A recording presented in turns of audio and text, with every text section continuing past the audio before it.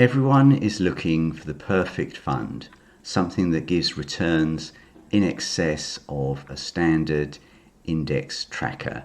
And so when I saw this graph on Twitter, and if it's on Twitter it must be true, I was amazed at the cumulative performance of a quality factor ETF versus a standard global tracker. And I thought, well, I'll have to investigate more and see if this really is true. So what is a quality factor exchange traded fund? Well, it's basically a fund that filters the 1,500 largest companies in the world based on three criteria. One is return on equity, one is debt to equity ratio, so that's how much debt the company has. One is earnings variability, so whether it's making a profit one year and a loss the next. And basically the ETF calculates the scores of all 1,500 and then it multiplies them together and looks to find the best 300 from within that selection. And it caps the largest holding at 5% and it rebalances every 6 months to capture new entrants and to kick out those that it decides are no longer quality. And if you want to read a bit more about it, I've got all the text here and the formula for a Z score that the ETF uses. So what are the current holdings of a global factor quality ETF? Well, at the moment we've got Apple number 1, Microsoft number 2, maybe no surprises there. Nvidia doing very well. We've got Visa in there, MasterCard, so kind of some of the usual suspects, and quite a similar portfolio to Fundsmith in a few ways. We've got the sector breakdown here. That just seems to mimic a global tracker with the same weightings. In terms of geography, US is well ahead at 72%, which is in excess of what it is for just a standard global tracker. And the quality factor ETF seems to underweight Japan, which is only 2.7%. This ETF has fees of 0.3%, so it's pretty reasonable.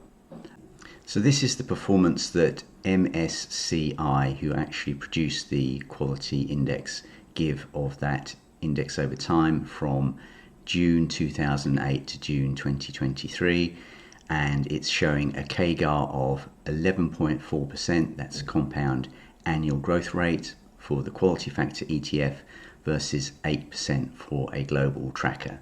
And what I notice is that in the first few years the difference isn't that much at all, but as I'm sure you're aware, with the power of compounding, this small 3.4% difference over time really magnifies over a period of 15 years and does become something quite substantial. So if you hold a quality factor ETF in your pension for several years, you might see some very strong returns.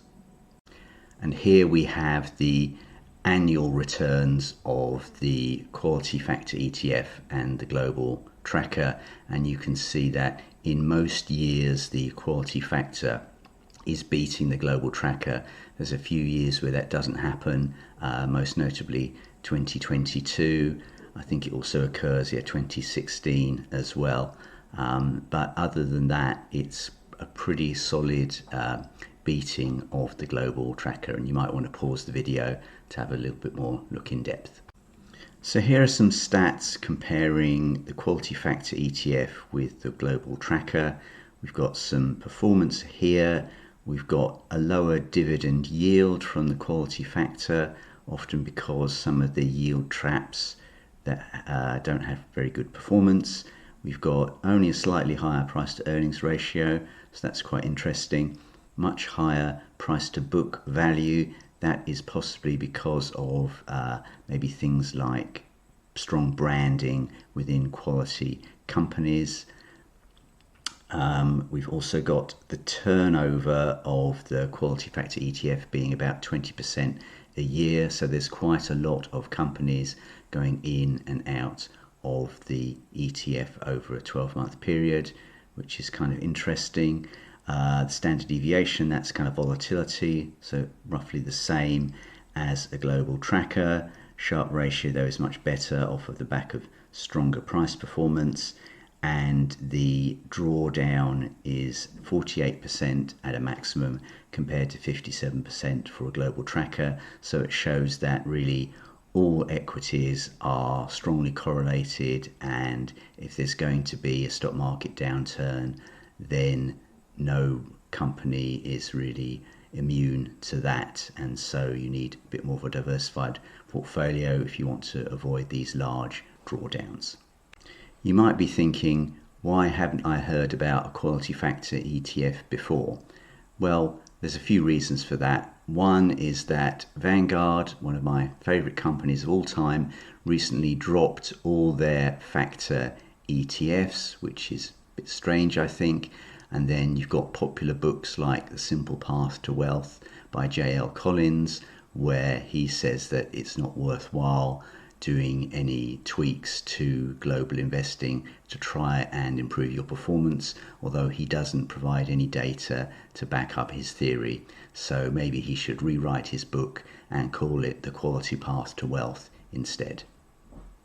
So one thing that is interesting is that with advancements in artificial intelligence, we'll probably get easier back testing of different filters to put against a global tracker to try and improve performance, and it's probably going to be possible to add in more variables to quality factor ETFs to get better results. So I think it's going to be a really interesting time going forwards with innovative providers like WisdomTree possibly coming up with some useful products in the future.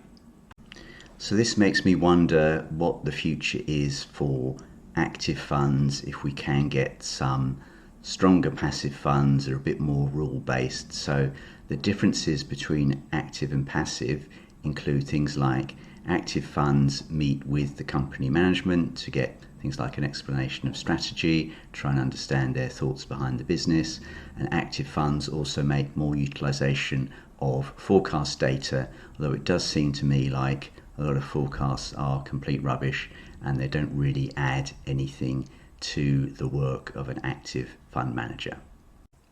So is a quality factor ETF the best fund ever? Well, I'm not sure, but it's certainly worth further investigation, and you need to see how well it fits with your portfolio. If you're interested in looking at other alternatives, there's another really great fund that I've profiled in this video. It's fairly new, so it doesn't quite have the track record of a quality factor ETF, but this video here is well worth checking out.